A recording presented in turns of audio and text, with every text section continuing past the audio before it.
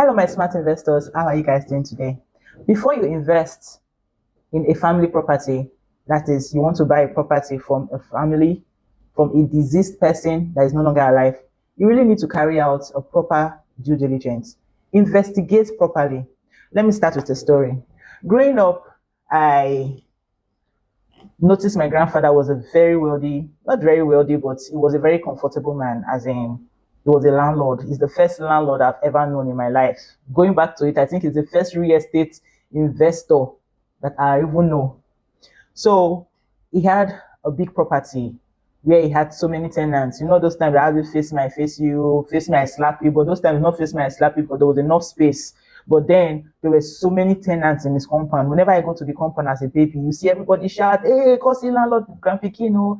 Ah, that's how you fine. Oh, mom, oh, my Pekino, everything. Everybody will just be rejoicing. Kosi, oh, and that Oyibo woman, I born this Pekino. Hey, see how the Pekin fine." All of them will come, they are coming with gifts and everything, come to just appreciate their landlord's grandchild or grandchildren. Because when I come with my younger brother. And we didn't even know what it means. We just know that whenever we go to the compound, people are excited to greet us, to welcome us. And that was how we grew up until his ancestors called him.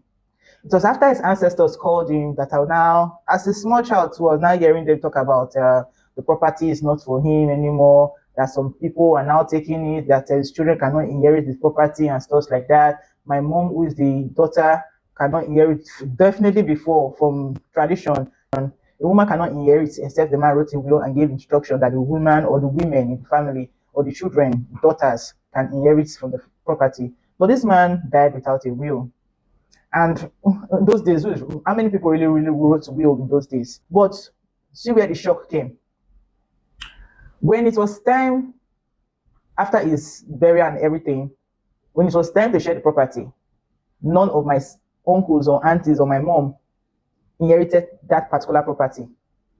The reason was that my grandfather had many properties, but that particular one was the one people knew him with. But that particular one, he did not buy it with his own money. It was a gift that was given to him by somebody, a relative that loved him because of his hard work. But he chose to remain in that property and developed that property. In short, it's like you have properties in the developing area, and then somebody gave you a property in a developed area. So he saw the opportunity of making fast money from the developed area, because as at that time, the place he was staying was a developed area. Through him, the place became more developed, and he had a good business in that same compound where he was supplying woods, all kinds of wood. Whether it's 2 inches, 4 inches, 6 inches, whatever, he had the machines to cut them into pieces and make them look very nice. So many places I visited today, when I see them, say, that is your grandfather's work or is the wood, and they are still intact. I don't want to mention places. So why am I bringing this story? If any of my uncles have gone to sell the property, anybody will believe that they own the property. Because my uncles were well known to, if they can know me as a grandchild, you see my uncles, they will know me. They grew up in that place. They were born and brought up there. So many people have stayed in that property, even when my grandfather was building that house. So they can testify that, now the man became now, you can buy. But going to the history of the property, we then find out that that land was gifted to my grandfather for as long as he stays alive. And that if he passed on, it will go back to the other family, which I think they are my cousins or so. Except none of the cousins were alive, then to come back, or it will stay with my grandfather and his family. And we from the south, with the Sabi born plenty, like, it was almost impossible for the other people to not have a child or an existing child or a male child. And that was how we packed our bag and baggages and went to take over the other properties that he had, which were also good because as at that time, they were good investments. But that particular one we were known for. So the reason why I'm bringing this story is because you may want to buy property from a family and the original owner is deceased.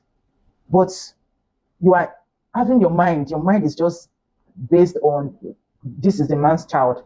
Every other person in this community, every other person in this family said this is the man's child. The man is the man's senior child, and so you are buying property from this person and there is no problem. If you are going to buy property, investigate properly. Check the name in the property. Check who owns the land. As at that time, there were not much documentation like that because of the area, from the rural area and stuff like that. But because the history came out, like, the person who gifted this man said, as long as he's alive, he can use this property. But when he leaves, he cannot pass it to his children. So imagine you going to buy a property from one of my uncles as at that time, and you're like, I bought from the owner of the property now. Yes, the owner passed on, but I bought from the child who is supposed to inherit it traditionally. But unknown to them that there was a tag on it that except the cousins are not. And imagine my grandfather have already invested in that property. So nobody will just think that he's not the one to benefit from it or to inherit it. This is how far I can go with this story, or this is the story. So if you're going to buy a property from a family, from a deceased person, and you're buying through the son or the daughter or the relative, make sure you ask the right questions. Make sure there are documents. Make sure you go to the families. Imagine in this particular one, if they've even gone to the families to find out, all fingers would have been pointing to my uncles to inherit the properties. So buying real estate is not just about going for inspection. It's not about just documentation. There are so many things, except you want to be careless to lose your investments. But if you really want to invest in real estate, you need to do a proper due diligence. You need to ask a lot of questions. You need to go deep to safeguard your money. Once again, thank you for seeing this video. Annette, a property lawyer from Nigerian Property, guiding you and educating you on how to invest in real estate properly. Thank you for seeing this video once again, and bye for now.